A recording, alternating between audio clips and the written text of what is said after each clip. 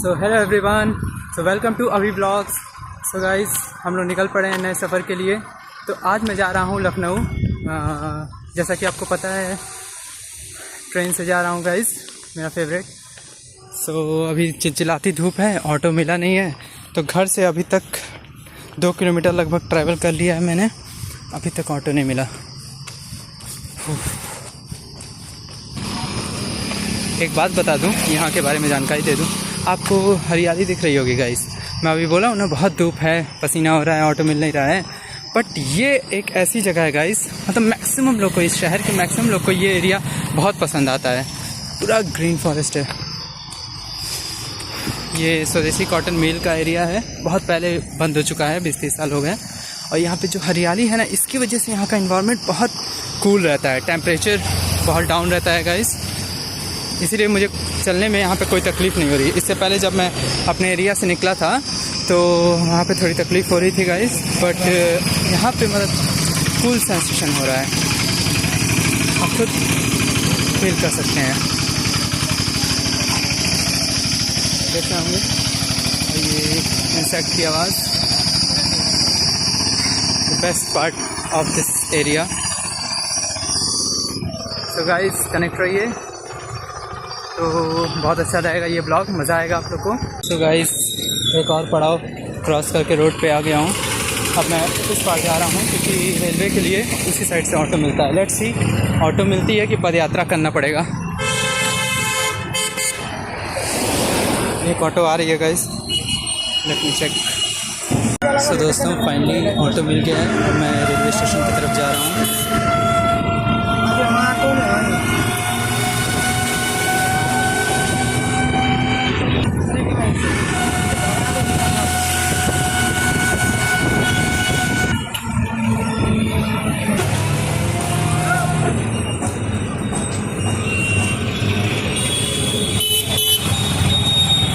Finally मैं railway station आ चुका हूँ, मऊ जंक्शन के। और मेरी एक ट्रेन है 05063 and that is running late by about 4.5 hour. 4.5 घंटे देरी से चल रही है और स्पेशल ट्रेन है। पहले तो 9 घंटा लेट चलती थी, लेकिन आज मैं जा रहा हूँ तो कम ही लेट है गाइस। चलिए लेट्स सी।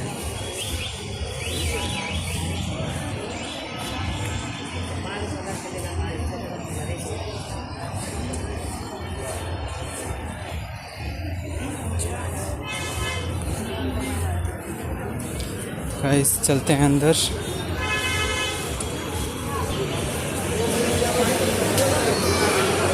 हैवी रश है। Let's see on which platform our train comes. So दोस्तों, currently I am, as I told you, at Mau junction railway station. Mau junction railway station north eastern railway के under fall होता है, मतलब आता है। और Mau junction Gorakhpur और वाराणसी के बीच मेन लाइन में बीच में पड़ता है, एज ए सेंटर काम करता है। और ये देखिए, यहाँ से कई ट्रेन्स ओरिजिनेट होती है, जैसा कि मैंने अभी बताया कि ये Mau Anand Vihar superfast, Mau Anand Vihar express. So guys, देखिए, मऊ जंक्शन में पहले ना टोटल 3 प्लेटफॉर्म्स थे, जैसा कि बताया ना, एक था और दूसरा दिखाया हूँ, ये तीसरा, ठीक है। टोटल 3 प्लेटफॉर्म्स थे। और बट अभी recently, I think 6 month ago, 6 महीने हुए, 7 महीने हुए, तो यहाँ पे 2 प्लेटफॉर्म एक्स्ट्रा हो गए। आप देख पा रहे होंगे, फुट ओवर ब्रिज दिख रहा है, तो इसी फुट ओवर ब्रिज से जब इस पार उतरेंगे तो प्लेटफॉर्म नंबर 4 और 5 हो गया है। तो क्योंकि ट्रेन की कैपेसिटी भी बढ़ी है, तो दैट्स वाई प्लेटफॉर्म भी इंक्रीज़ हो गए हैं। डबलिंग काम चल रहा है ये आजमगढ़ साइड, और इसीलिए 2 प्लेटफॉर्म और हो गए हैं। तो टोटल यहाँ पे प्लेटफॉर्म की संख्या 5 हो चुकी है मऊ जंक्शन में। बेसिकली ये जो प्लेटफॉर्म नंबर 3 है, ये मोस्टली यूज़ होता है जो भी ट्रेनें आजमगढ़ से आती हैं उन सब के लिए। और बाकी जो गोरखपुर वाराणसी डायरेक्ट जाती हैं, या बलिया की तरफ जो वाराणसी से आती हैं, वो मैक्सिमम 1 और 2 नंबर पे लगती हैं। सो गाइस, इट्स क्लीननेस के मामले में देखा जाए तो मऊ जंक्शन को मैं 10/10 देना चाहूँगा। और बाकी सब सुविधाओं के लिए बेस्ट है। मऊ से आप लोग को मतलब कंट्री के सेंट्रल पार्ट तक की ट्रेनें मिल जाएगी, जैसे पुणे हो गया, पुणे एक्सप्रेस चलती है तो पुणे जाती है, प्रयागराज, दिल्ली, मुंबई, इन सब तरफ के लिए ट्रेनें यहाँ से होके जाती है। और सारी की सारी ट्रेन, कोई भी ऐसी ट्रेन नहीं है जो यहाँ रुकती ना हो, हर ट्रेन मऊ जंक्शन पे हॉल्ट होती है। सो गाइज़, इंडियन रेलवे से जुड़ी कोई भी जानकारी चाहिए तो काइंडली आस्क टू मी, या ट्रेन से रिलेटेड, मऊ जंक्शन से related, so please consult to me and stay connected with me guys. मज़ा आ रहा होगा ब्लॉग में। सो दोस्तों, हम लोग अपने रिलेटिव्स का, फैमिली मेम्बर का, जान पहचान वालों का डेट ऑफ बर्थ याद रखते हैं ना, तो क्या कभी आपने सोचा है कि जिस कोच में आप ट्रैवल करते हैं वो कोच किस ईयर में मैन्युफैक्चर हुआ होगा? और क्या आपके मन में प्रश्न आया, अगर मैं ये क्वेश्चन पूछ रहा हूँ तो क्या आपके दिमाग में आया कि अगर नहीं पता तो हम क्या जान सकते हैं? जी हाँ, बिल्कुल, क्यों नहीं जान सकते हैं। देखिए, हर ट्रेन पे एक 5-6 डिजिट नंबर लिखा रहता है, जैसा कि आप देख पा रहे हैं, ये हो गया, चाहे यहाँ पे देखिए ये नंबर दिख रहा है, इस नंबर से आप पता लगा सकते हैं बहुत आसानी से कि ये कोच कब मैन्युफैक्चर हुआ है। तो चलिए समझाता हूँ कि कैसे आप जान सकते हैं।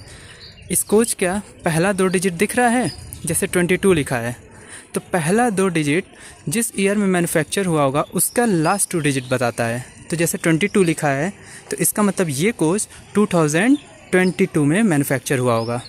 ये पॉइंट क्लियर हो गया।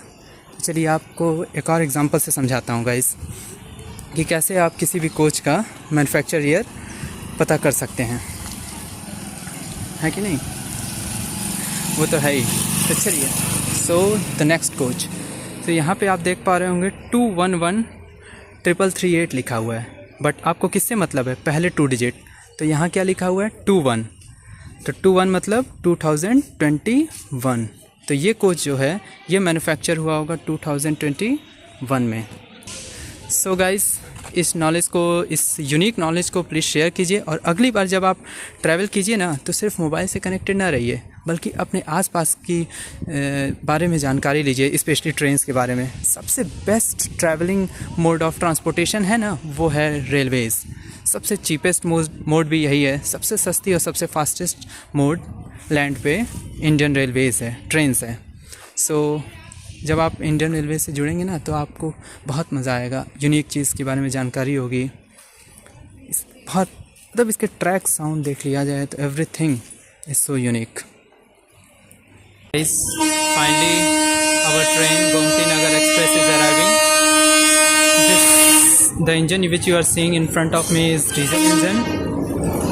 This is one generation and the next generation is going to arrive.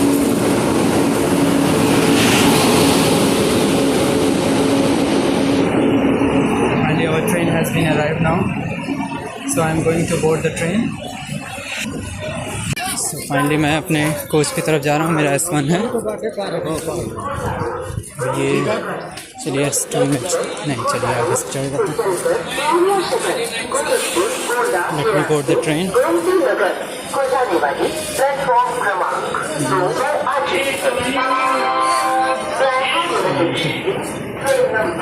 Finally I boarded the train.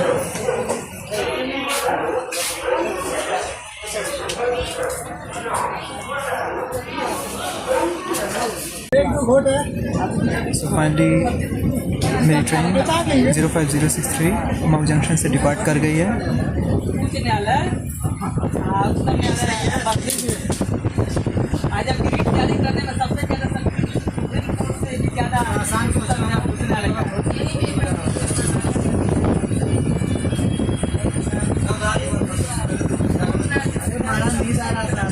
That is WD-4 locomotive.